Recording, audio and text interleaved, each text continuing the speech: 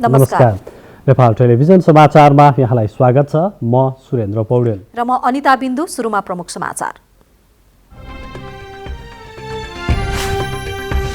COVID-19 प्रभावित उद्योगहरूलाई सहुलियत ऋण प्रवाहको तयारी। ऋणी उद्योगले पहिलो वर्ष 5% र दोस्रो वर्ष 6% ब्याज तिर्नुपर्ने। कोरोना महामारीबाट जोगिने उपाय अपनाएर मनाइँदै यस वर्षको छठ। महामारीकै कारण राजधानीका छठ घाटहरू सुनसान। बसको टिकट खरिद बिक्रीमा बिचौलियाको बिगबिगी रोक्न अनलाइन टिकेटिङ लागू। सबै व्यवसायीलाई अनलाइन प्रणाली लागू गर्न यातायात मन्त्रीको आग्रह। नेपालको शेयर बजारमा कारोबार रकमको ऐतिहासिक रेकर्ड कायम। आज एकै दिन 6 अर्ब 11 करोड रुपैयाँ भन्दा बढी रकमको शेयर कारोबार। अस्ट्रेलियाको फौजले अफगानिस्तानमा सर्वसाधारण कैदी र किसान गरी 39 जनाको हत्या गरेको ठहर। 19 सैनिकमाथि कारबाही गर्न सिफारिस। र बङ्गलादेश विरुद्ध मैत्रीपूर्ण श्रृङ्खला खेलेर नेपाली राष्ट्रिय फुटबल टोली स्वदेश फर्कियो। कोरोना महामारी बीच नेपाली खेल क्षेत्र सुचारू हुने सङ्केत।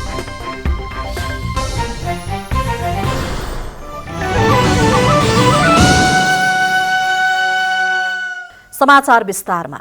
कोभिड-19बाट प्रभावित घरेलु साना तथा मझौला उद्यम एवं पर्यटन व्यवसायका श्रमिक र कर्मचारीको पारिश्रमिक भुक्तानी तथा व्यवसाय सञ्चालन निरन्तरताका लागि सरकारले व्यावसायिक निरन्तरता कर्जा प्रवाह कार्यविधि 2077 कार्यान्वयनमा ल्याएको छ। मन्त्री परिषदबाट पारित कार्यविधि अनुसार सहुलियत कर्जा उपलब्ध गराई व्यवसायको निरन्तरता दिने मूल उद्देश्यका साथ कार्यविधि कार्यान्वयनमा ल्याइएको हो। सरकारले कर्जा प्रवाह गर्नका लागि नेपाल राष्ट्र बैंकमा 50 अर्ब रुपैयाँको कोष व्यवस्था गरी सोही रकमबाट 5% ब्याज दरमा 2 वर्षीय कर्जा प्रवाह गर्ने गरी कार्यविधि कार्यान्वयनमा ल्याएको हो। पहिलो वर्ष 5% र दोस्रो वर्ष 6% ब्याज दर निर्धारण गरी वाणिज्य बैंकहरू मार्फत कर्जा प्रवाह गर्ने व्यवस्था मिलाइएको छ। कोभिड-19 को संक्रमणको कारण प्रभावित परेका उद्योग व्यवसाय र ती उद्योगमा कार्यरत कर्मचारीहरूको नियमित तलब तथा उद्योग सञ्चालन गर्न आवश्यक कच्चा पदार्थको लागि अनिवार्य भुक्तानी गर्नुपर्ने रकमको लागि कर्जा प्रवाह गर्ने व्यवस्था गरिएको अर्थ सचिव शिशिर कुमार ढुङ्गानाले जानकारी दिनुभयो। 50 अर्ब बराबरको खातामा नेपाल सरकारबाट सङ्गठित संस्थाहरूको तर्फबाट वा अन्य स्रोतबाट पनि हामी रकम जम्मा गर्ने व्यवस्था गर्छौँ र त्यो कोषबाट चाहिँ सम्बन्धित व्यवसायी जसलाई कोभिडको कारणले गर्दा व्यावसायिक निरन्तरता दिनलाई समस्या परेको छ, त्यो समस्या परेका व्यक्तिहरूलाई वाणिज्य बैंकहरूको माध्यमबाट 5% ब्याज दरमा हामी के गर्छौँ भने कर्जा उपलब्ध गराउँछौँ। त्यो कर्जा 2 वर्ष अवधिको लागि हुन्छ। कोभिड-19बाट प्रभावित भई श्रमिक र कर्मचारीको पारिश्रमिक भुक्तानी गर्न नसकी कर्जाको अभावमा उद्योग व्यवसाय सञ्चालन गर्न समस्या परेका उद्योग व्यवसायलाई सहुलियत कर्जा प्रदान गर्ने व्यवस्था गरिएको छ। अति प्रभावित क्षेत्र, मध्यम प्रभावित क्षेत्र र न्यून प्रभावित क्षेत्र गरी कर्जालाई 3 किसिमले वर्गीकरण गरी सीमा निर्धारण गरिएको पनि अर्थ सचिव ढुङ्गानाले बताउनुभयो। हामीले प्रदान गर्ने 50 अर्ब मध्ये त्यसको 50% चाहिँ कसका लागि भने अति प्रभावित भएका उद्योग व्यवसायहरूका लागि प्रदान गर्ने व्यवस्था गरेका छौँ, त्यो क्यापिङ गरेका छौँ। त्यसपछि गएर 30% भनेको चाहिँ 15 अर्ब चाहिँ कसका लागि भन्दा मध्यम प्रभावितका लागि गरेका छौँ र 10 अर्ब चाहिँ न्यून प्रभावित उद्योगहरूका लागि भन्ने व्यवस्था गरेका छौँ। सरकारले राष्ट्र बैंकबाट सञ्चालन हुने गरी राष्ट्र बैंकको बैंकिङ कार्यालयमा 50 अर्ब रुपैयाँको व्यवसाय सञ्चालन निरन्तरता कर्जा प्रवाह खाताको व्यवस्था गरेको छ, जसमा नेपाल सरकारले उपलब्ध गराएको 1 अर्ब रुपैयाँ छ भने सरकारको पूर्ण वा आंशिक स्वामित्वमा रहेका विभिन्न संस्थाबाट मन्त्रालयको समन्वयमा रकम जम्मा गर्ने व्यवस्था गरिएको छ।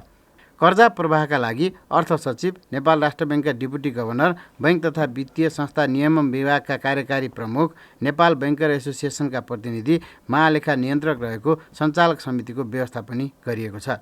व्यावसायिक निरन्तरता कर्जा प्रवाह कार्यविधिले परियोजना धितो राखेर सहजै कर्जा लिन सक्ने व्यवस्था गरेको छ। क्यामेरामा कृष्णहरि बखुन्जेका साथ केशवराज विष्ट, नेपाल टेलिभिजन।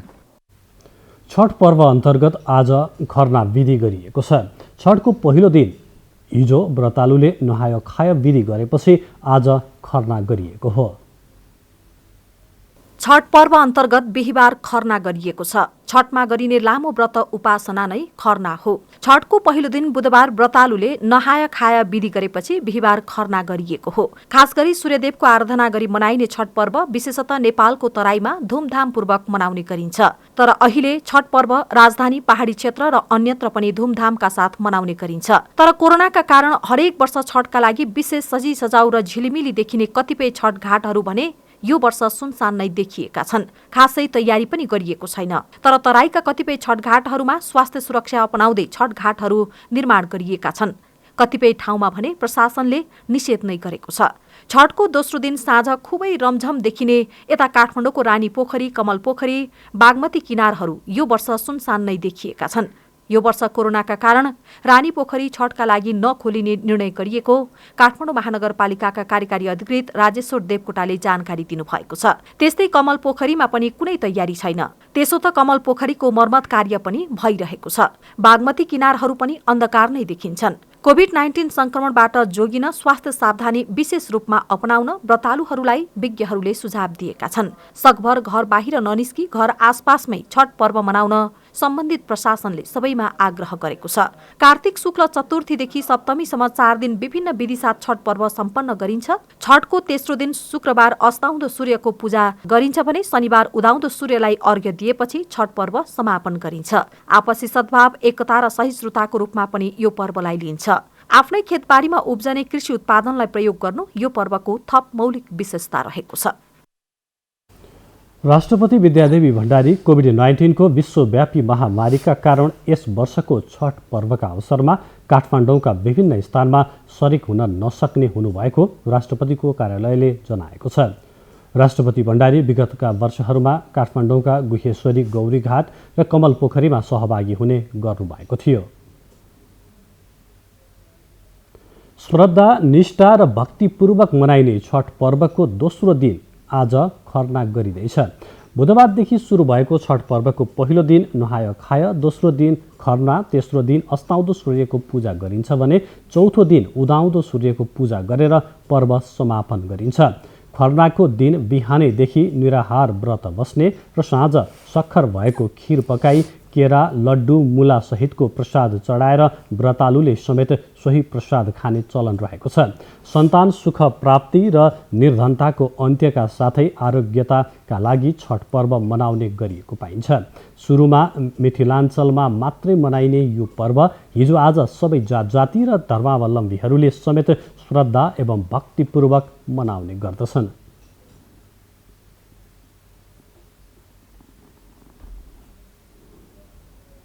स्वास्थ्य तथा जनसङ्ख्या मन्त्रालयले कोरोना भाइरस संक्रमितको निशुल्क उपचार नगर्ने अस्पताललाई कारबाही गर्ने भएको छ। मन्त्रालयका सहप्रवक्ता डाक्टर समीर कुमार अधिकारीले सरकारको निर्णयअनुसार कोभिड-19 का संक्रमितको उपचार नगर्ने अस्पताललाई नियमअनुसार कारबाही गरिने बताउनु भयो। उहाँले सबै अस्पताललाई संक्रमितको उपचार निशुल्क गर्ने भनी परिपत्र र निर्देशन दिइसकेको जानकारी दिनुहुँदै केही अस्पतालले अझै निशुल्क उपचार नगरेको जनगुनासो आएकाले त्यस्ता अस्पताललाई नियम अनुसार शोध भर्ना रकम उपलब्ध गराइने जानकारी गराउनु भयो। पछिल्लो 24 घण्टामा 2103 जना नयाँ कोरोना संक्रमित थपिएका छन्। त्यस्तै थप 17 जनाको कोभिड-19बाट मृत्यु भएको छ। यो सँगै मृत्यु हुनेको संख्या 1276 पुगेको स्वास्थ्य तथा जनसङ्ख्या मन्त्रालयले जनाएको छ।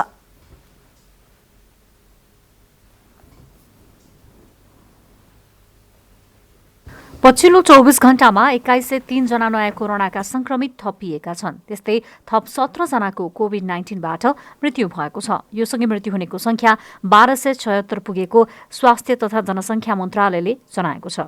देशभरका विभिन्न प्रयोगशालामा गरिएको 9805 वटा पीसीआर परीक्षणमा 864 महिला र 1239 जना पुरुषमा कोरोना संक्रमण पुष्टि भएको हो। स्वास्थ्य तथा जनसङ्ख्या मन्त्रालयका अनुसार काठमाडौँ उपत्यकामा मात्रै 513 महिला र 716 पुरुष गरी 1229 जनामा विगत 24 घण्टामा संक्रमण भएको छ। जसमध्ये काठमाडौँ जिल्लाका मात्र 965 जना, ललितपुरमा 189 जना, भक्तपुरमा 75 जना संक्रमित रहेका छन्। विगत 24 घण्टामा प्रदेशगत रूपमा बागमती प्रदेशमा सबैभन्दा धेरै 1387 जना, प्रदेश 1 मा 290, लुम्बिनी प्रदेशमा 165, गण्डकी प्रदेशमा 154, प्रदेश 2 मा 77, सुदूरपश्चिम प्रदेशमा 24 जना, कर्णाली प्रदेशमा 6 जना कोरोना संक्रमित थपिएका छन्। हाल देशभर सक्रिय संक्रमितको संख्या 28,106 रहेको छ। विगत 24 घण्टामा 2858 जना कोरोना संक्रमण मुक्त भएका छन्। हालसम्म देशभर 2,15,020 जना संक्रमित भएका छन्। जम्मा 1,85,638 जना भने संक्रमण मुक्त भइसकेका छन्। हाल आइसियुमा 380 जना र भेन्टिलेटरमा 62 जना कोरोना संक्रमितको देशभर उपचार भइरहेको छ। हाल क्वारेन्टिनमा रहनेको संख्या 767 रहेको छ। बिहिबारसम्म विश्वभर 5,66,08,279 जना कोरोनाबाट संक्रमित भएका छन्। हाल 1,58,44,489 जना सक्रिय संक्रमित रहेका छन्। विश्वभर 13,55,631 जनाको कोरोना संक्रमणका कारण मृत्यु भएको छ। 3,94,00,000 भन्दा बढी मानिस भने संक्रमण मुक्त भएका छन्। श्वेता सिन्हा, नेपाल टेलिभिजन, काठमाडौँ। कोरोना भाइरसको जोखिमकै बीच नेपालीहरूको अर्को महान पर्व छठ मनाइँदैछ। विगतका वर्षमा सामूहिक रूपमा भेला भएर छठ पर्व मनाउने चलन रहँदै आएको थियो। तर यस वर्ष कोरोनाका कारण सामूहिक रूपमा छठ पर्व नमनाउन चिकित्सकहरूले सुझाव दिएका छन्। छठ पर्व कसरी मनाउँदा उपयुक्त हुन्छ त? हेरौँ कोरोना केयर।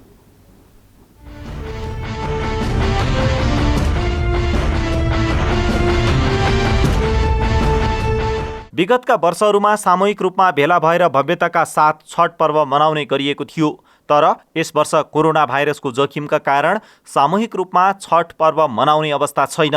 भिडभाड गरी सामूहिक रूपमा छठ मनाउँदा कोरोनाको जोखिम झन बढ्ने भएकाले प्रत्येक व्यक्तिले आफ्नै घरमा बसेर पर्व मनाउन चिकित्सकहरूले सुझाव दिएका छन्। कोरोनाको हिसाबले सामूहिक रूपमा मनाउँदाखेरि अत्यन्तै जोखिम हुने सम्भावना देखिएको छ। त्यसकारणले अहिलेको यो वर्षको पर्व खोलामा अथवा पोखरीमा गएर सामूहिक रूपमा के भन्छ मनाउनु हुँदैन, मनाउनु उपयुक्त हुँदैन र आफ्नै घर घरमा प्रत्येक व्यक्तिले, प्रत्येक भक्तजनहरूले आफ्नै घरमा एक्लो गरेर आफ्नै घरमा के भन्छ मनाउनु नै उपयुक्त हुन्छ। र यसलाई चाहिँ हामीले एकदम कडाइका साथ र अनुशासित भएर नै पालना गर्नुपर्छ, किनभने कोरोना विश्वव्यापी रूपमा फैलिएको अवस्था छ र यो अहिले जटिल अवस्थामा हामीले पर्वलाई मनाउने पनि, रीतिरिवाजलाई मान्ने पनि, तर कोरोना के भन्छ को सावधानी अपनाएर नै मनाउनुपर्छ। हुन त यस वर्ष जलाशयमा गएर छठ पर्व नमनाउन स्थानीय प्रशासनहरूले अपिल गरिसकेका छन्। जलाशयमा पुगेर छठ मनाउँदा भिडभाड हुने भएकाले कोरोनाको संक्रमण चाँडै फैलन सक्ने जोखिम हुन्छ। भिडभाडमा स्वास्थ्य मापदण्डको पालना गर्दा गर्दै पनि संक्रमण फैलिन सक्ने भएकाले घरमै छठ मनाउन सुरक्षित हुने चिकित्सकहरूको भनाइ छ। यसरी घरभित्रै परिवारका सदस्यहरू बीचमै बसेर पर्व मनाउँदा पनि मास्क प्रयोग गर्ने, भौतिक दूरी कायम गर्ने लगायतका स्वास्थ्य मापदण्डको भने पालना गर्नुपर्छ। डिसिसिएमसीबाट के भन्छ एक किसिमले निर्णय पनि गरिसकेको अवस्था छ। यहाँ पनि निर्णय भएको छ हाम्रो कि एकदम खोला नालामा र पोखरीमा मनाउन के भन्छ हुँदैन र यो के भन्छ कडाइका साथ पालना गर्नुपर्छ। त्यसकारणले हामीले यसमा यो सन्दर्भमा उदारता देखाउनु हुँदैन, किनभने रोगले कसैलाई पनि के भन्छ चिन्दैन। त्यसकारणले भगवानलाई श्रद्धा भक्तिका साथ घरमै के भन्छ मनाउनु पर्छ। खोला नालामा एकजना गयो भने त्यहाँ सावधानी अपनाएर, अहिले भनौँला मैले सबै मास्क लगाएर सावधानी अपनाएर खोलामा के भन्छ गएर मनाउँ। तर एकजना जाँदाखेरि अरू पनि जान्छन्, धेरैजना जान्छन् र स्वाभाविक रूपले त्यहाँ भिड हुन्छ। त्यसकारणले हामीले खोला नालामा र पोखरीमा गएर सामूहिक रूपमा यो छठ पर्व मनाउँदै नमनाऊ। छठको प्रसाद जति सक्दो धेरैजनालाई वितरण गर्ने प्रचलन रहँदै आएको छ। यसरी धेरैजनालाई प्रसाद वितरण गर्दा पनि कोरोनाको जोखिम बढ्ने भएकाले यस वर्ष परिवारका सदस्यहरू बीच मात्रै प्रसाद वितरण गर्नु उपयुक्त हुने चिकित्सकहरू बताउँछन्। छठको प्रसाद बनाउँदा र वितरण गर्दा पनि सावधानी अपनाउनु पर्ने उनीहरूको सुझाव छ। प्रसाद बनाउनेदेखि नै हामीले सावधानी अपनाउनु पर्छ। बनाउनेदेखि भनेपछि हामीले अब हातको सरसफाइ र मास्क यो दुईटा अब के भन्छ यो कडाइका साथ पालना गर्नुपर्छ र अवश्य पनि यदि सामूहिक रूपमा हामी जम्मा भएनौँ भने त्यहाँ प्रसाद ग्रहण गर्ने पनि भक्तजनहरू पनि श्रद्धालुहरू पनि आफ्नो परिवारको मात्रै हुन्छन्, थोरै हुन्छन्। त्यसकारणले त्यही परिवारभित्र नै बाँडेर हामी प्रसाद खानुपर्छ, न कि अन्यलाई पनि के भन्छ बाँड्ने। हुन त ठिक छ, यदि के भन्छ अन्यलाई पनि बाँड्नु पर्यो भने सकभर घटोस् र यो कोरोनाबाट बच्ने सावधानी चाहिँ अपनाउनु पर्छ। हात धुने र मास्क लगाएर नै के भन्छ प्रसादको के भन्छ तयारी गर्नुपर्छ। सहर बजारमा मात्रै होइन, अहिले गाउँ गाउँमा पनि कोरोनाको जोखिम छ। यस्तो अवस्थामा गाउँघरमा छठ मनाउँदा पनि आफ्नो घरमै बसेर मनाउनुपर्छ। यसले कोरोनाको संक्रमणबाट बच्न सकिनेछ। यसमा चाहिँ विनम्र अनुरोध यही नै छ कि हामी अब यो बजारमा मात्रै नभएर गाउँहरूमा पनि, गाउँमा त कसले पो हेर्लान्, त्यस हामीले यसरी नै मनाउँदा भइहाल्छ भने त्यो कुरा हामी के भन्छ त्यसलाई हामीले बिर्सेर घर घरमै सबै मनाऊ। सहरमा त मनाउनै पर्छ, सहरमा हामीले के भन्छ घर घरमै मनाऊ र गाउँमा पनि सबै आफ्नो घरमै यसपल्ट के भन्छ मनाऊ र कोरोनाबाट आफूलाई पनि बच्न र अरूलाई पनि बचाउनमा सहयोग गरौँ। विगतका वर्षहरूमा भव्यताका साथ छठ मनाइएको हो। यस वर्ष घरमै सुरक्षित तवरले छठ मनाउँदा कोरोना भाइरसको संक्रमणबाट बच्न सकिने भएकाले आगामी वर्ष पुनः विगतकै जसरी सामूहिक रूपमा छठ मनाउन पाइनेछ।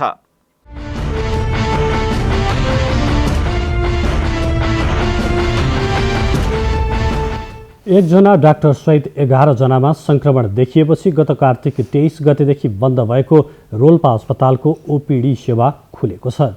लामो समयसम्म अस्पतालको सेवा बन्द गर्दा बिरामीहरू मर्खामा परेकोले जिल्ला कोरोना सङ्कट व्यवस्थापन समितिको सल्लाहमा संक्रमण नभएका बाँकी चिकित्सक र स्वास्थ्य कर्मीहरूबाट अस्पतालको सेवा प्रवाह गरिएको रोल्पा अस्पतालका प्रमुख डाक्टर धनमाया घरतीले जानकारी दिनुभयो। अस्पताल खुलेसँगै बिरामीहरू आउन थालेका छन्। रोल्पा अस्पतालमा कार्यरत 11 जना संक्रमित मध्ये 1 जना डाक्टरको रिपोर्ट नेगेटिभ आएको छ भने बाँकी 10 जना स्वास्थ्य कर्मीको अझै आइसोलेसनमै रहेका छन्। बसको टिकट खरिद बिक्रीमा बिचौलियाहरूलाई निषेध गर्ने उद्देश्यले सरकारले अनलाइन टिकट अनुगमन प्रणाली लागू गरेको छ। यातायात व्यवस्था विभागले तयार पारेको सफ्टवेयर भौतिक पूर्वाधार तथा यातायात मन्त्री बसन्त कुमार नेमुवाङले आज उद्घाटन गर्नुभयो। टिकट खरिद बिक्रीमा रहेका विकृति रोक्ने र भिडभाड घटाएर यातायात व्यवसायीको खर्च समेत कटौती गराउने उद्देश्यले अनलाइन टिकेटिङ प्रणाली ल्याइएको हो। मन्त्री नेमुवाङले अनलाइन प्रणालीको कारण यात्रीले स्तरीय यातायात सहज ढङ्गले छनौट गर्न पाउने, सरकारले यातायात प्रयोग गर्ने नागरिकको तथ्याङ्क मार्फत आगामी नीति बनाउने र यातायात क्षेत्रले नियमन मार्फत खर्च घटाई विश्वसनीयता बढाउने बताउनुभयो। सुरक्षित पनि बनाउनु पर्ने, मैत्री वातावरण मैत्री पनि बनाउनु पर्ने र यातायात मैत्री पनि बनाउनु पर्ने, यी सबै कुराहरूलाई नीतिगत रूपमा सङ्घीय संरचनामा सङ्घीय रूपमा नीतिगत व्यवस्थापन गर्दै जानुपर्नेहरू एकातिर अवस्थाहरू आएको छ सङ्घीयता सँगसँगै, जसको निम्ति केन्द्रीय रूपमा सङ्घीय कानुनहरू निर्माण गर्न मन्त्रालय उद्यत भएर लागेको छ। यातायात व्यवस्था विभाग पनि आफ्नो कार्ययोजना बनाएर यस क्रममा अगाडि बढाएको छ। मन्त्री नेमुवाङले अनलाइन टिकट प्रणालीमा आबद्ध नभएका व्यवसायीहरूलाई यथाशक्य चाँडो अनलाइन प्रणाली सुरु गर्न आग्रह गर्नुभएको छ। कोभिड-19 को संक्रमणका कारण बन्द रहेका विद्यालय सञ्चालन गर्नका लागि सरकारले सार्वजनिक गरेको कार्य ढाँचाको कार्यान्वयन गरिने निजी विद्यालयहरूले जनाएका छन्। सरकारी विद्यालयहरूमा स्रोत र साधनको अभाव रहेको अवस्थामा विद्यालय सञ्चालन गर्न कठिन हुने भनाइ अभिभावकहरूको छ। कोभिड-19 को संक्रमणको अवस्था हेरी विद्यालयहरू सञ्चालन गर्न सकिने गरी सरकारले कार्यढाँचा सार्वजनिक गरेको छ। कार्यढाँचा अनुसार विद्यालयहरू सञ्चालन गर्न तयार रहेको निजी विद्यालयका सञ्चालकले बताएका छन्। कोरोना संक्रमण कम भएको अथवा कोरोना संक्रमण नभएको र कम भएको कम प्रभाव भएको त्यस्तो चाहिँ स्तरहरूमा विद्यालय सञ्चालन सम्बन्धी चाहिँ अब निर्णय गर्छ र हामीले चाहिँ कार्यान्वयन गर्ने भन्ने हामीले अपेक्षा राखेका छौँ। तर सिकाइलाई निरन्तरता दिनका लागि सरकारले यसअघि सार्वजनिक गरेका निर्देशिका कार्यान्वयन नभएको अवस्थामा नयाँ कार्यढाँचाको कार्यान्वयन हुने कुरामा अभिभावक भने शङ्का व्यक्त गर्छन्। हाम्रो जोखिम नहुँदाखेरि हामीले विद्यालय बन्द गर्यौँ। अहिले जोखिम अत्यन्त उच्च तहमा पुगेको छ। कहाँ कहाँ भन्दाखेरि सहरी क्षेत्रमा, राजधानी क्षेत्रमा। यो कुराका लागि धेरै घना विद्यार्थीहरू भएको, घना बस्ती भएको ठाउँमा यसले सङ्क्रमण फैलिन सक्ने दोस्रो कुरा। तेस्रो कुरा, हामीले युनिभर्सिटी खोलेको अवस्था छैन। विद्यालय खोल्ने भनेको चाहिँ विद्यालयमा पढ्ने शिशु कक्षादेखि सम्झौँ हामीले। साना बच्चाहरू जो 3 वर्ष, 4 वर्ष, 5 वर्षका बच्चादेखि लिएर 16-17 वर्षका कक्षा 10, 11, 12मा पढ्ने विद्यार्थीहरूसम्म हुँदा माथिल्लो तहको कक्षाका विद्यार्थीहरू बढी चेतनशील हुन सक्नुहुन्छ। साना बच्चाहरूलाई निगरानी बढी गर्नुहुन्छ, त्यहाँ जोखिम बढी हुनसक्छ। त्यो अवस्थाका यी सबै कुराहरूलाई मध्यनजर राख्दा फेस टु फेसमा अहिले यस्तो ठाउँमा गइहाल्नलाई कठिनाइ हुन सक्ने एउटा सम्भावना। हाल सरकारले पर्याप्त रकम नदिँदा सरकारी विद्यालयहरूले विभिन्न नाममा शुल्क उठाइरहेका छन्। साधन स्रोतकै कमीका कारण वैकल्पिक शिक्षा प्रणाली समेत असफल भएको छ। यस अवस्थामा स्वास्थ्य सुरक्षाका लागि हुने खर्चको भार समेत अभिभावकमाथि नै पर्ने अवस्था आएको अभिभावक बताउँछन्। कोभिड-19 को सङ्क्रमण बढेपछि 2076 को चैतदेखि नै विद्यार्थीहरूको पठन पाठन प्रभावित भएको छ। रविचन्द्र पराजुली, नेपाल टेलिभिजन। काभ्रे जिल्लामा तत्कालका लागि सबै खानी र क्रसर उद्योगहरू बन्द गर्न निर्देशन दिएको छ। जिल्लामा सञ्चालित अधिकांश ढुङ्गा खानी तथा क्रसर उद्योगहरू मापदण्ड विपरीत सञ्चालन भएको पाइएपछि गृह मन्त्रालयको निर्देशनमा जिल्ला प्रशासन कार्यालय काभ्रेले स्थानीय तह तथा प्रहरी प्रशासनलाई पत्राचार गरी बन्द गर्न निर्देशन दिएको हो। जिल्लाका सबै खानी बन्द गर्न निर्देशनसहित पत्राचार गरिएको प्रमुख जिल्ला अधिकारी शिवराम पोखरेलले जानकारी दिनुभयो। काभ्रे जिल्लाभित्र खानी तथा क्रसर उद्योग गरी 31 वटा रहेका छन्। ती सबैजसो उद्योग तथा खानीहरू खोला नजिकै, राजमार्ग नजिक र घना बस्ती नजिक स्थापना गरी सञ्चालन हुँदै आइरहेको पाइएको छ।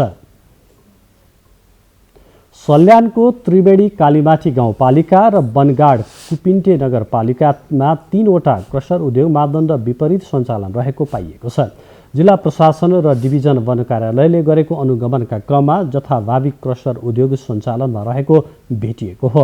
त्रिवेणी गाउँपालिका 3 रिखे बजारमा पिम खोलाको गिट्टी बालुवा निकालेर क्रसर उद्योग सञ्चालनमा ल्याइएको छ भने कालीमाटी र बनगाड कुपिन्डेमा सडक निर्माण गरिरहेका ठेकेदारले जथाभावी गिट्टी उत्पादन गरिरहेका छन्। कालीमाटी र बनगाडमा दर्ता नै नगरी उद्योग सञ्चालनमा ल्याइएको प्रमुख जिल्ला अधिकारी हेमराज तामाङले जानकारी दिनुभयो। निश्चित अवधिमा मापदण्ड पूरा नगरे उद्योग बन्द गरिने उहाँले बताउनुभयो। बुलेटिनको बीचमा प्रमुख समाचार पुनः एकपटक। कोभिड-19 प्रभावित उद्योगहरूलाई सहुलियत ऋण प्रवाहको तयारी। ऋणी उद्योगले पहिलो वर्ष 5% र दोस्रो वर्ष 6% ब्याज तिर्नुपर्ने।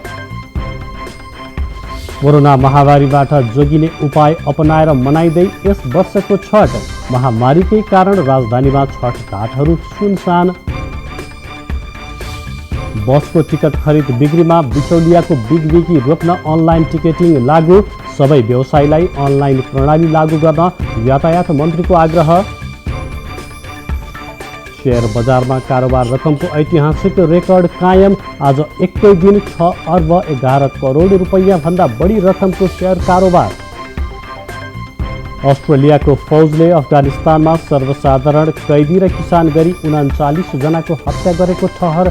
19 सैनिकमाथि कारवाही गर्न सिफारिस। र बङ्गलादेश विरुद्ध मैत्रीपूर्ण श्रृङ्खला खेलेर नेपाली राष्ट्रिय फुटबल टोली स्वदेश फर्कियो। कोरोना महामारीकै बीच नेपाली खेल क्षेत्र सुचारू हुने सङ्केत। किवीका गुणस्तरीय बिरुवा उत्पादनमा इलाम सन्दकपुर गाउँपालिकाका किसान सक्रिय भएका छन्। बजारमा किवी फलसँगै बिरुवाको माग बढेपछि किसानले बिरुवा उत्पादनलाई आयार्जनको स्रोत बनाएका छन्। बिरुवा बिक्री बापत एक किसानले वार्षिक 11 लाख रुपैयाँसम्म आम्दानी लिएको जानकारी दिएका छन्। किवीका बिरुवा भुटान र सिक्किमबाट समेत माग हुने गरेको छ। प्रति बिरुवा 400 रुपैयाँसम्ममा बिक्री हुने गरेको किसानहरूको अनुभव रहेको छ। प्रधानमन्त्री कृषि आधुनिकीकरण परियोजना मार्फत गत आर्थिक वर्षमा एक किसानलाई किवी स्रोत बिरुवा नर्सरीको लागि 12 लाख रुपैयाँ अनुदान दिएको थियो र क्युबी जोन परियोजनाले स्रोत नर्सरीका साथै सिँचाइ साना मेसिनरी औजारमा किसानलाई अनुदान पनि दिएको छ। हाल देशभर 37 जिल्लामा व्यावसायिक रूपमा किवी खेती विस्तार भएको पाइन्छ। अब आर्थिक समाचार।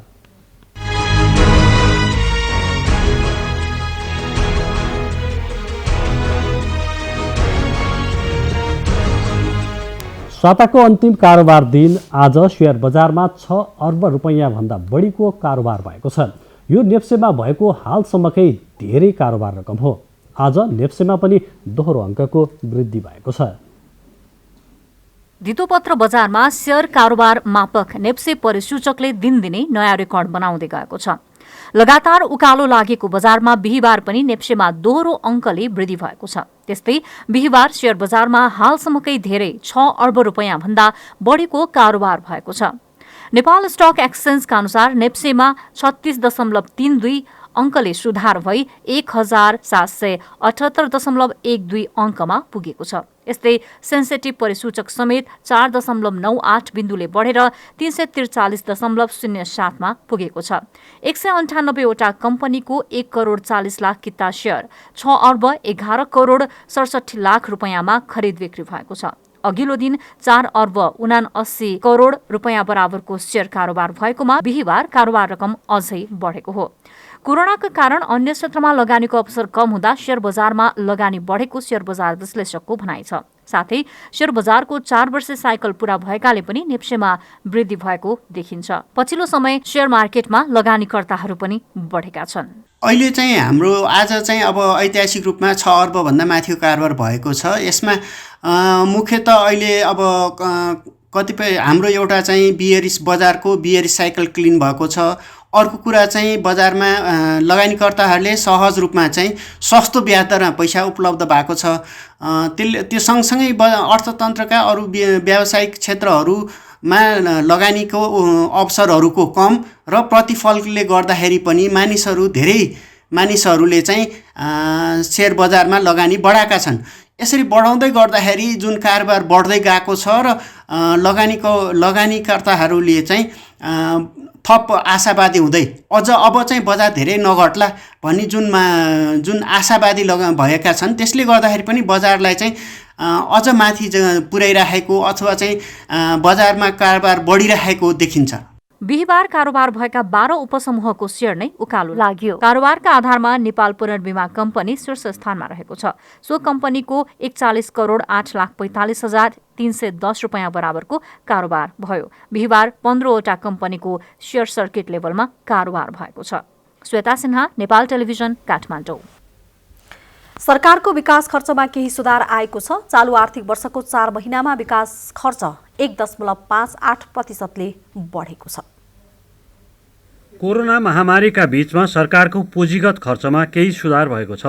गत आर्थिक वर्षको प्रथम चौमासको तुलनामा चालु आर्थिक वर्षको सोही अवधिमा विकास लक्षित पुँजीगत खर्च 1.58% बढेको महालेखा नियन्त्रक कार्यालयको तथ्याङ्कले देखाउँदछ। गत आर्थिक वर्षको पहिलो 4 महिनामा मुलुकको पुँजीगत खर्च विनियोजित बजेटको 6.76% रहेकोमा चालु आर्थिक वर्षको यसै अवधिमा 8.34% पुगेको छ। महालेखा नियन्त्रक कार्यालयका अनुसार कार्तिक मसान्तसम्म 29 अर्ब 44 करोड रुपैयाँ पुँजीगत खर्च भएको छ। चालु आर्थिक वर्षका लागि सरकारले 3 खर्ब 53 अर्ब रुपैयाँ पुँजीगततर्फ बजेट विनियोजन गरेको छ। चालु आर्थिक वर्षको प्रथम चौमासमा सरकारको चालु खर्च कुल विनियोजित रकमको 24.25% पुगेको छ। यो अवधिमा सरकारले 2 खर्ब 40 अर्ब रुपैयाँ राजस्व आम्दानी गरेको छ, जुन कुल लक्ष्यको करिब 23.74% हो। कुल राजस्वमा कर राजस्व 2 खर्ब 26 अर्ब 3 करोड रुपैयाँ र गैर कर राजस्व 14 अर्ब 11 करोड रुपैयाँ असुली भएको छ। सरकारले आर्थिक वर्षको पहिलो 4 महिनासम्ममा 25% राजस्व आम्दानीको लक्ष्य राखेको थियो। सरकारले चालु आर्थिक वर्षमा 10 खर्ब 11 अर्ब रुपैयाँ राजस्व सङ्कलनको लक्ष्य राखेको छ। क्यामेरामा शङ्कर बुढाथोकीका साथ प्रदीप चापागाई, नेपाल टेलिभिजन।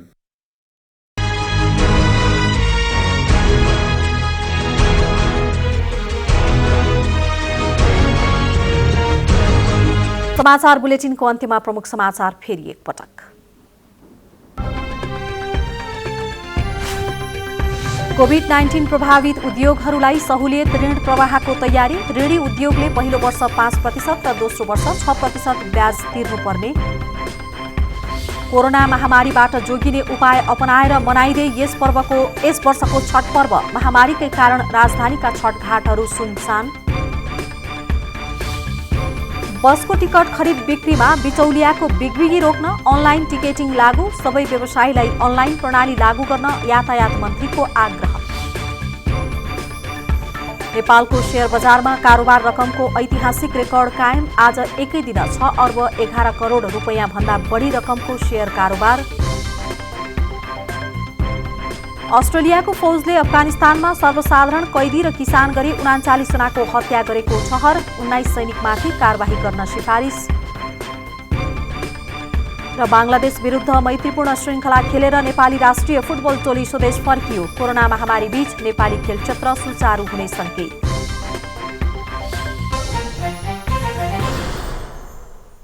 हवस् त यसको साथै यो समाचार बुलेटिन यही सकिन्छ। तपाईँ नेपाल टेलिभिजन हेर्दै गर्नुहोला। नमस्कार। नमस्कार।